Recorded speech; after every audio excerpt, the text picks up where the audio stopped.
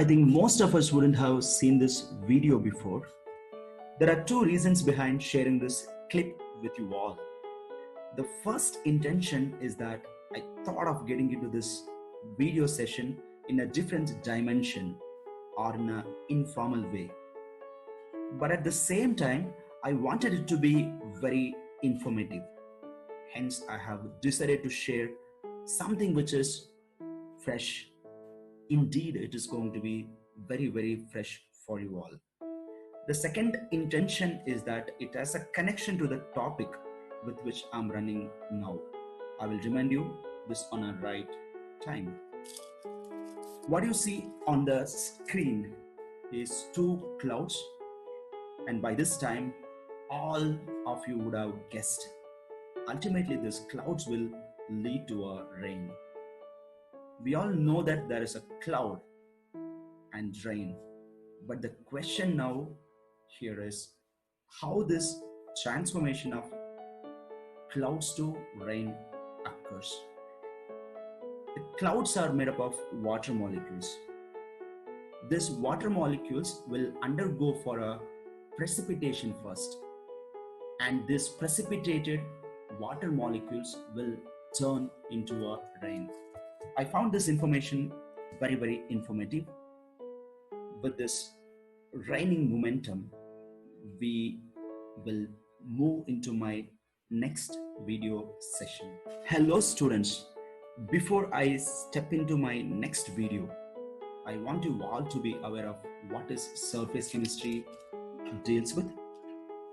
By this time, you must be versatile with all the terms called adsorption, absorption, adsorbate, adsorbent, desorption, and sorption. Try to remember the thermodynamics of adsorption such as delta H, delta S, and delta G. This is the point wherein my last session has come to an end, wherein we have learned about all the factors influences the adsorption of gas on solid, and this is also known as occlusion. If you're not aware of any of the things which are presented on the screen, my suggestion for you all to get back to my previous videos and then join me back for video number 3. When I was teaching you of factors influences adsorption, I have declared that adsorption increases with increase in pressure. In the meanwhile, adsorption decreases with increase in temperature. But students, what is the proof for it? How did I or they come to a conclusion for this? To understand this, we need to look into adsorption isotherms. Before looking into adsorption isotherms, we should understand what are isotherms. In isotherms, iso stands for same. Iso stands for same, and the therm stands for temperature. We have seen the isotherms in the last year through the topic called as states of matter. Probably if you could remember, it's through a Boyle's law, and the isotherms will look like this. Here, each and every line which is present is called isotherm. Next, we'll straight away look into adsorption isotherms. These are graphs obtained by plotting X by M versus pressure at constant temperature. Here, X by M stands for extent of adsorption, and X indicates mass of gas adsorbed on the adsorbent, and M indicates mass of adsorbent, P indicates pressure, T indicates temperature. There are two types of adsorption isotherms. The first one is Freundlich adsorption isotherm, and the second one is Langmuir adsorption isotherm. According to the syllabus, we'll be concentrating more on Freundlich adsorption isotherm rather than Langmuir's adsorption isotherm. The scientists who you are seeing on the screen is Herbert Freundlich. He is a German scientist who has done a lot of developments in the field of colloids. The apparatus which has been used by him almost looks like this. Here is a apparatus which has been used by Freundlich for his experiment, in which charcoal has been chosen to be a adsorbent, and certain gas has been placed at a particular pressure and at constant temperature. He observed that there was a drop in pressure of a gas over a period of time. This indicates that the gas is undergoing for a adsorption on charcoal. These experiments were repeated and change in values were noted. Then he has drawn a plot to get a graph. In a graph, P is going to lie on the x-axis, that is pressure. X by M will fall on the y-axis. For each and every experiment, he has got some value that had been noted. After combining all these dots, he has got Freundlich isotherm for adsorption. From this experiment, Freundlich concluded that adsorption increases with increase in pressure. These are individual graphs obtained at different temperatures. If you club all these plots, it gives you a clear-cut idea that at lower temperature, extent of adsorption is very high, and slightly if you increase the temperature, what happens is the rate of adsorption is seeing a drop, and if you come further down, the rate of adsorption is decreasing. This particular plot indicates that adsorption is inversely related to temperature. After doing this change in pressure experiments, change in pressure at different temperature experiments, Freundlich wanted to know if adsorption is directly proportional to pressure, what is the exact relationship between these two? Hence, he has tried one more experiment with a huge range of pressure. In this experiment, Freundlich notices that flattening of curve is coming into picture at very high pressure. Due to this, he divides the graph into three zones, namely low pressure, moderate pressure, and high pressure. This is a low pressure zone, and this is moderate pressure zone, and this is high pressure zone. And moreover, he names this particular point as pressure saturated. The pressure at which the flattening of curve takes place is called as pressure saturated. After this experiment, he has come to a major conclusions of his experiment. He has noticed that at very low pressure, adsorption increases with increase in pressure. That is, extent of adsorption is directly proportional to pressure. At moderate pressure, he further made an conclusions that extent of adsorption is directly proportional to P power 1 by N. And in the high pressure, since the flattening of curve is taking place, he even made an observation that X by M is independent of pressure. And these are all the conclusions which has been made by him. Based on all these things, he has proposed a mathematical expression for extent of adsorption as X by M is equals to K multiplied by pressure power 1 by N, wherein N is greater than 1 always. K and N are found to be constant, which depends on the nature of a adsorbate and the gas at a particular temperature. And moreover, the value of 1 by N has been majorly found in the range of 0.1 to 0.5. This expression can even be written in a logarithmic form. If you apply log for it, you will get log x by m is equals to log k plus 1 by n log p. If you draw a graph for it by keeping log p on x-axis and log x by m on the y-axis, you will get a straight line in which log k is going to be an intercept, and if you find the slope for this, you will get a value 1 by n. The one and only limitation of Freundlich adsorption isotherm is that it fails at high pressure.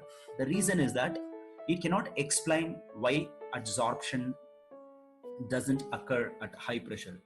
Instead, it merely says it is independent of high pressure. Next, let us move on to adsorption from solution phase. If you add a charcoal to a solution containing acetic acid, what has been observed experimentally is that the concentration of a acetic acid decreases, and this can be understood by titrating a solution against a base. In the same way, when you add litmus solution, maybe blue or red litmus solution, to which if you add a charcoal, the blue color litmus turns colorless, as well as red color litmus also turns colorless. These two solutions again supporting that the adsorption not only happens in a gas on solid, it also can happen in a solution phase. Mathematical expression for solution phase: x by m is equals to k into c power 1 by n.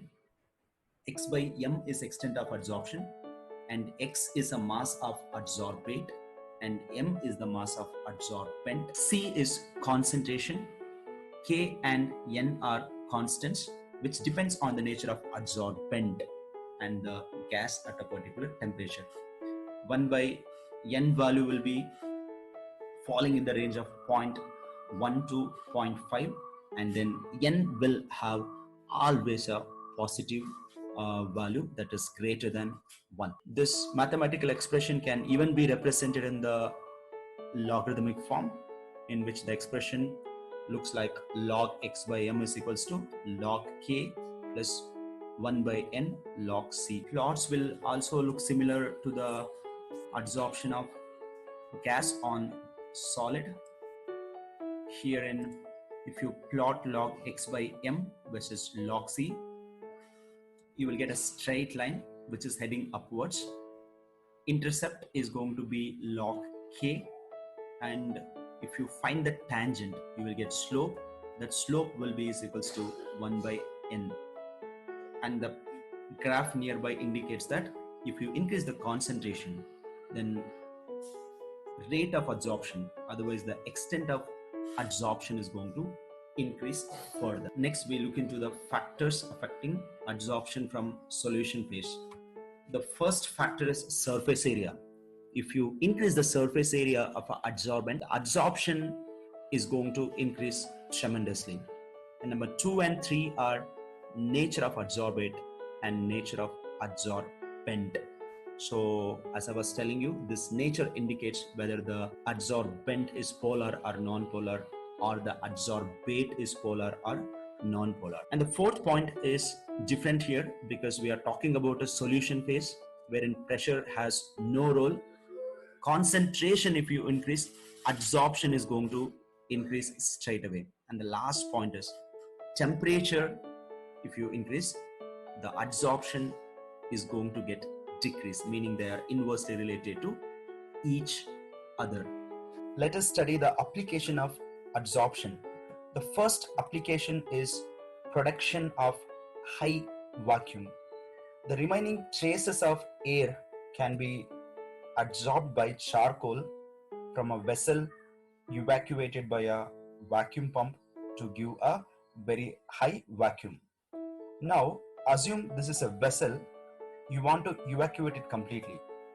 Even if you use a vacuum pump, what happens is the small amount of gases will still remain inside the vessel, and that can be overcome by adding a small amount of charcoal or any other suitable adsorbent. The second application is gas mask. Gas mask is a device which consists of activated charcoal or mixture of adsorbents. It is usually used for breathing in coal mines to absorb poisonous gases such as carbon monoxide. Well, the third application is control of humidity. Silica gel or aluminum gels are used as adsorbents for removing moisture and controlling humidity. Especially the silica gel, which is present in the screen, looks blue in color. When it starts absorbing water, it is going to change its color from blue to a light blue. The fourth application is removal of coloring matter from the solution. Fourth application is removal of coloring matter from the solution. This is usually used when any of the solution contains colorants in it. For example, sugar solution or the solution to be crystallized. All of them will be employed for charcoal treatment to remove the colorants in it. And the one which is present in the screen is a sugar solution which is treated with the charcoal. And the fifth application is heterogeneous catalysis. So in chemistry, so many reactions will be very slow. To accelerate it, we have to use a catalyst. Adsorption of reactant on the solid surface of the catalyst increases the rate of reaction. There are many gaseous reactions of industrial importance. Manufacture of ammonia using iron as a catalyst, manufacture of H2SO4 by contact process using V2O5 as a catalyst, use of finely divided nickel in the hydrogenation of oil are excellent examples of heterogeneous catalysis. And the sixth application of it is due to the difference in degree of adsorption of gases,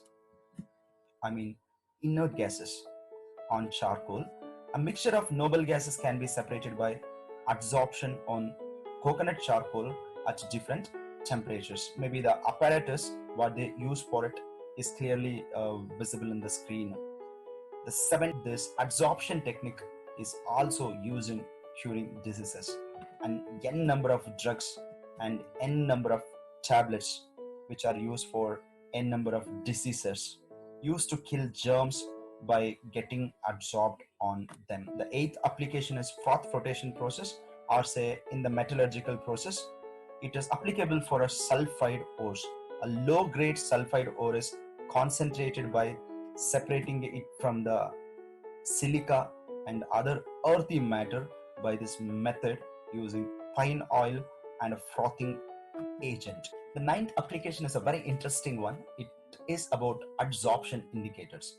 Some of the indicators such as fluorescein, eosin, in the solution they exhibit different color, but when they get adsorbed on the precipitate such as AgCl, they start exhibiting a different color.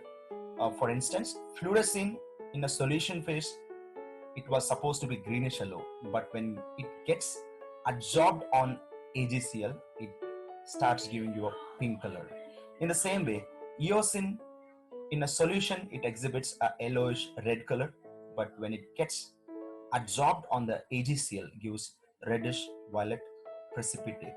The next application is a very, very important one called chromatographic analysis or chromatographic purification. Chromatographic analysis is based on the phenomenon of adsorption, which finds a number of applications in analytical and industrial fields.